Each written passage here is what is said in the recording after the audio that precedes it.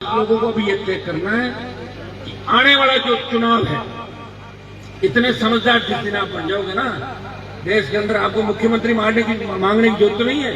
आज social media में देख रहा था, बच्चे कहते दिल्ली का सीएम हमारा बना दो।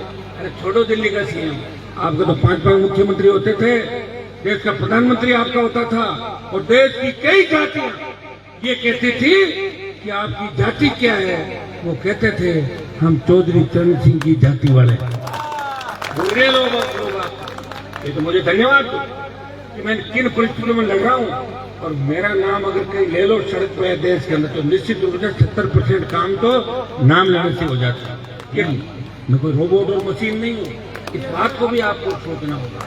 हाँ, त्यागी महाराज की कृपा है, जय करों के साथ मैं आगे बढ़ रहा हूं, लेकिन मैं जिनको जगा रहा हूं वो तो पीछे जाते रहे। मेरे विधानसभा क्षेत्र में 1 लाख वोट तो हमारे समाज की। अब आप देखो कैसे मेरे सामने किसी व्यक्ति को चुनाव जीता गया। अब आप देख, सारा अपना पता लग जाएगा आपको।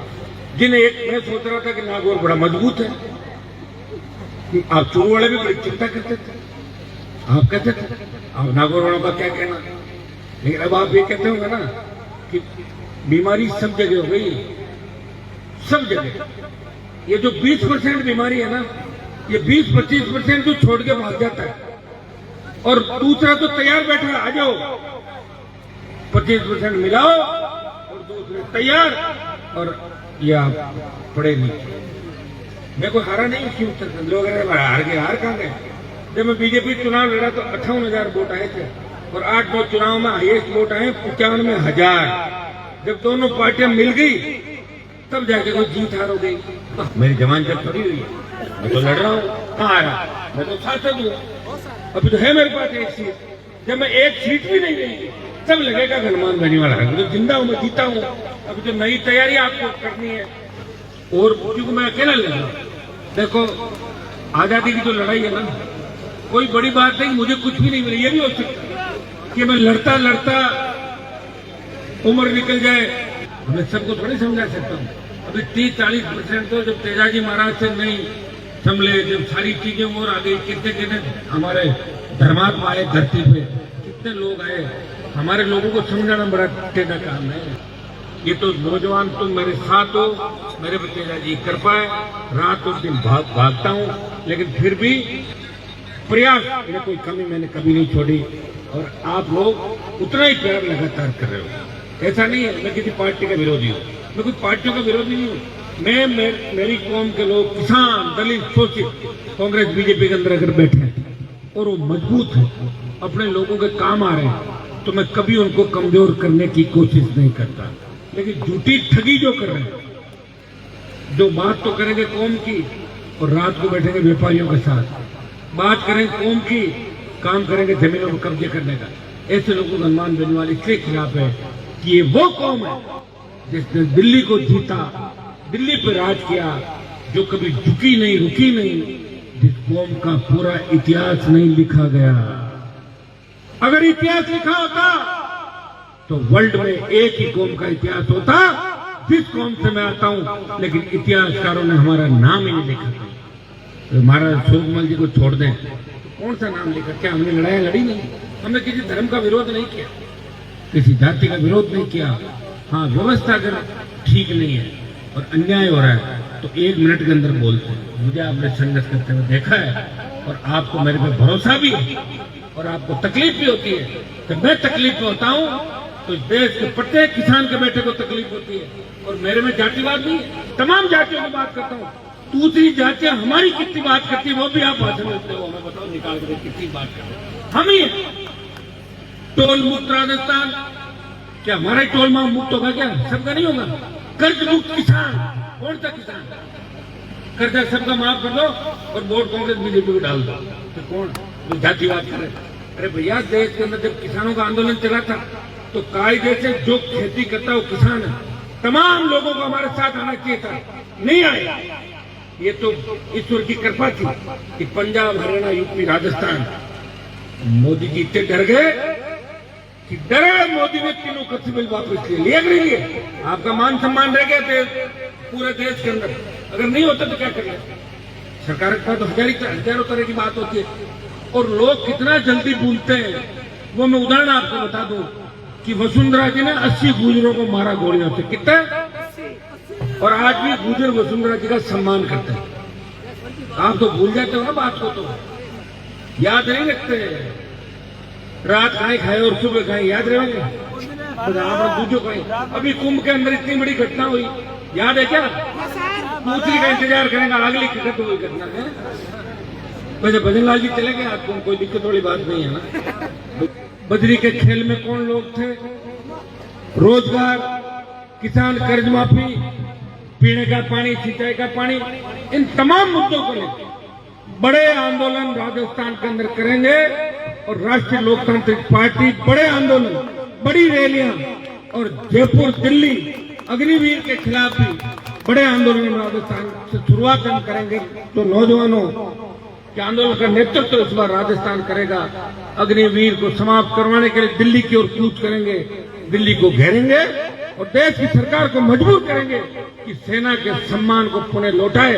और हमारे शेखावाटी, सीकर, तुरू, झुंझुनू, नागौर, भरतपुर, हनुमानगढ़, हमारे बच्चे जो सेना के अंदर एक जोश के साथ जाते थे, वो देश भावना से ओतप्रोत जाते थे, सेना के अंदर जाना चाहते हैं। लेकिन दुर्भाग्य से 4 साल की जो अग्निवीर योजना लाए हो, अग्निवीर योजना को जब तक खत्म नहीं करोगे तब तक सेना का सम्मान नहीं लौटेगा। ये बड़ा आंदोलन, एमएसपी पे खरीद गारंटी कानून, किसान कर्ज माफी, जिससे किसानों को बूस्टर डोज मिले, इन सब को लेके मजबूती से हम लड़ाई लड़ेंगे। इतना विश्वास मैं आपको दिलाता हूं कि आपको एक ही काम करना है, आपको अपने पराये की पहचान करनी है। कौन खुद के लिए लड़ रहा है और कौन अपनी कौम और अपने छोटे भाइयों के लिए लड़ रहा है, कौन किसान के लिए लड़ रहा है और कौन जवान के लिए लड़ रहा है। जिस दिन आप ये तय कर लोगे और जिस दिन आप ये समझ जाओगे, उस दिन सत्ता पे कब्जा करने से आपको कोई रोक नहीं सकता। हम बंटे में 30% चले जाते हैं, 25% चले जाते हैं, दूसरे तैयार है, 100% आते हैं और आपको मार दे देते हैं। और जब काम निकल जाता है, उसके बाद गाड़ी जाने के बाद अपन कहते हैं कि काश मैं टाइम पर स्टेशन पर पहुंच जाता, तो गाड़ी में सवार हो जाता। काश मैं पेपर देने आधा घंटे पहले पहुंच जाता तो मुझे बाहर नहीं निकाला जाता। ये काश, ये अपन चिंता बाद में जो करते हैं, एक बार पहले करके देख लो। ये राजस्थान के बारे में भी देश के राज्यों के अंदर लोग ये कहते हैं कि राजस्थान में कुछ नहीं कर सकते, ये तो खाते हैं और सोते हैं। मैं बता रहा हूँ आपको, देश के अंदर एक ही बात करते, राजस्थान वाले बातें करते हैं, खा पी के सो जाते हैं और एक पार्टी को एक बार इसको और एक बार इसको वोट देते हैं। भाइयों, हरियाणा में 3-3, 4-4 क्षेत्रीय पार्टियां बनी, पंजाब के अंदर बनी, यूपी में बनी, बिहार में बनी, झारखंड में बनी, पूरे साउथ में बनी। अब राजस्थान बचा हुआ है। महाराष्ट्र के अंदर कितनी पार्टियां बनी? कि राजस्थान बचा हुआ है कि कभी भी क्षेत्रीय राजस्थान की बनी क्षेत्रीय पार्टी को आपने 10-15 विधायक नहीं की, और 80 में अपन अकेले ही हैं। थोड़े से एससी के लोगों को मिला लो, कुछ एमएलए उनके बन जाएंगे, कुछ अपने बन जाएंगे। मुस्लिम तैयार है, दूसरी जातियां भी तैयार है, समीकरण बन जाएंगे। उठो, इस बार बदल दो। जब केजरीवाल अकेला दिल्ली को बदल सकता है, जहाँ सबसे ज्यादा होशियार लोग आ रहे थे देश के अंदर, दिल्ली में, जब वो दिल्ली में भारतीय जनता पार्टी को 3 पे ला सकता है, तो आपकी इतनी बड़ी ताकत है, इतनी बड़ी आबादी राजस्थान के। एक एक पड़ोसी को जोड़ो, एक एक भाई को जोड़ो, उसको समझाओ, उसकी तकलीफ समझाओ कि हमारे लिए कौन लड़ रहा है, दूसरों के लिए कौन लड़ रहा है, खुद के लिए कौन लड़ रहा है और पार्टी के लिए कौन लड़ रहा है। जब समझाओगे, बात भी समझ में आ जाएगी। बहुत समय है अपने पास, अभी 4 साल का समय है। आने वाले 4 साल बाद, इस आने वाले पंचायत चुनाव के अंदर इस बार आपको बदला लेना है। आपको ये तय करना है कि हमारा भाई जिसने अपना पूरा जीवन सत्ता का सुख छोड़ के हमारे लिए कुर्बानी दे दी, वो क्या अकेला ही लड़ेगा? और मेरे अकेले को अगर वोट डालने हो तो मैं खुद ही डाल दूंगा 80-85 लाख वोटिंग मशीन के पास बैठ के। दूसरों की जरूरत का है? वोट तो आप सब डाल रहे हो, और नासमझी की वजह से आज लोग उंगली उठा रहे हैं और हमें कोई सीरियस भी नहीं लेते। एक दिन लड़ते हैं और दूसरे दिन दूसरी पार्टी ज्वाइन करते हैं। एक दिन बयान दिया और दूसरे दिन उसी पार्टी को ज्वाइन किया। तो भाइयों, इस बात को पहचानना है, ये ताकत आपके अंदर है। मैंने तो राजस्थान को जगह दिया, हर जगह जा जाकर जगह दिया। अब जाग जाओ, कोई दिक्कत नहीं।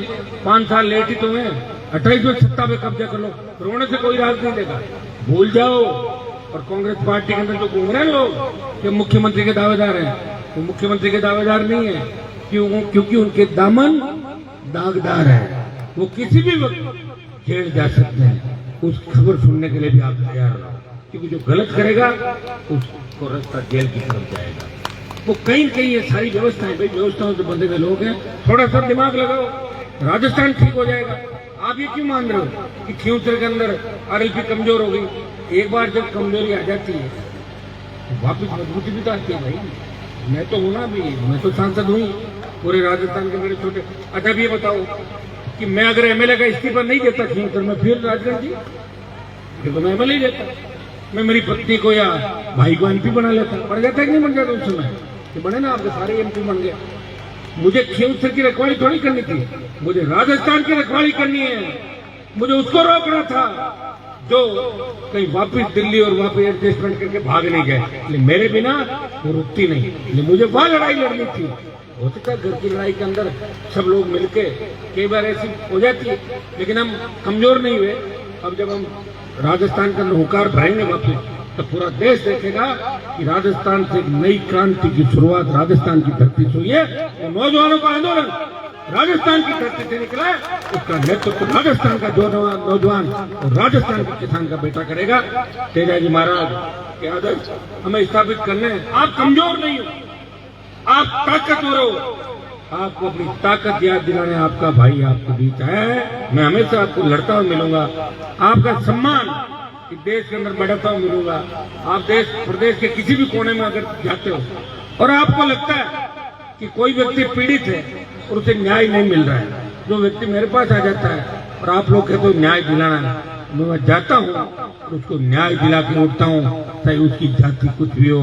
मैं हर जाति के लड़ा हूँ और आगे भी सर्व समाज के लड़ते हुए आपकी सत्ता के अंदर आप सत्ता में कब्जा कैसे करो, सत्ता में आपकी वापसी कैसे हो। देश के अंदर 6 कैबिनेट मिनिस्टर हमारे वक्त स्थिति क्या हो गई?